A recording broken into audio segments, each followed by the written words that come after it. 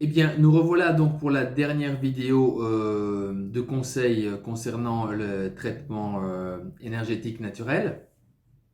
Il va falloir aussi se rendre compte que on peut avoir des états aigus et des états chroniques. Généralement, quand vous venez me voir, c'est que vous avez des maladies depuis déjà pas mal de temps. On a fait toute l'analyse iridologique et les premiers conseils que je vous ai donnés pour reprendre le remède, soit en olfaction, soit avec la petite bouteille, ça c'est pour le côté chronique. C'est en moyenne une fois par semaine. Mais il se peut déjà que vous ayez aussi un problème en aigu. Donc quand on a un problème en aigu, on reçoit donc un petit sachet que je vous envoie directement après qu'on se soit entendu. Et du coup, vous allez directement le mettre dans la bouteille pour préparer la prise liquide. Donc la prise liquide, vous allez revoir, mais en gros, c'est on prend une bouteille de 500, on l'enlève la moitié, on met un grain dedans et on frappe.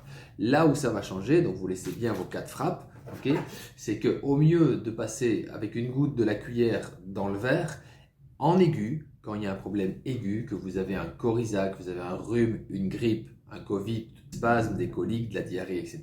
Quand il y a une crise aiguë, c'est très très important de me le signaler.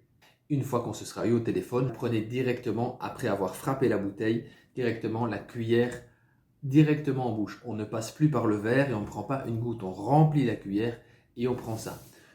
Après 1 heure, s'il n'y a rien eu de spécial, on peut reprendre le remède, on refrappe à nouveau, on reprend la cuillère.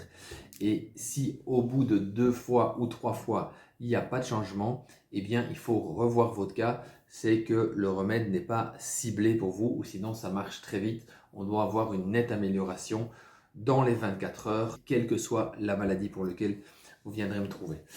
Autre chose, c'est, on avait du chronique et aigu, il y a aussi l'antidotage. Alors l'antidotage, il y a 2 choses de nouveau. Soit c'est l'antidotage que vous avez subi involontairement, et pour ça vous pensez à toutes les odeurs qui sont fortes. Les odeurs qui sont fortes, avec ce genre de traitement, ça ne va pas du tout. Et les 2 premières prises, il faut vraiment être attentif à ne pas prendre les dentifrices à la menthe, c'est bien connu, les odeurs fortes du style encens, diffuseur d'huile essentielle, parfum,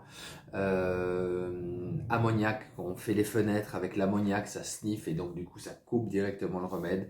Ok, ça c'est l'antidotage qui a lieu à cause de toutes les odeurs très fortes. Voilà.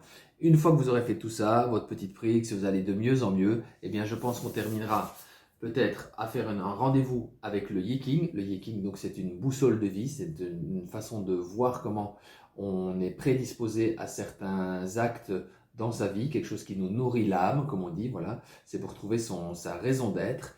Et ce Yiking, sachez que ça existe, c'est ce que je donne quand on est sorti de toutes les crises, d'alertes, etc. et qu'on va mieux, et pour faire une introspection sur soi. Ça s'appelle le Yiking, vous pouvez retrouver ça aussi dans l'onglet ici au-dessus, l'onglet Yiking. Il y a une petite vidéo qui explique ça tout à fait, et je vous donne rendez-vous éventuellement si ça vous intéresse pour parler de tout ça. À bientôt et que tout se passe bien, soyez en bonne santé.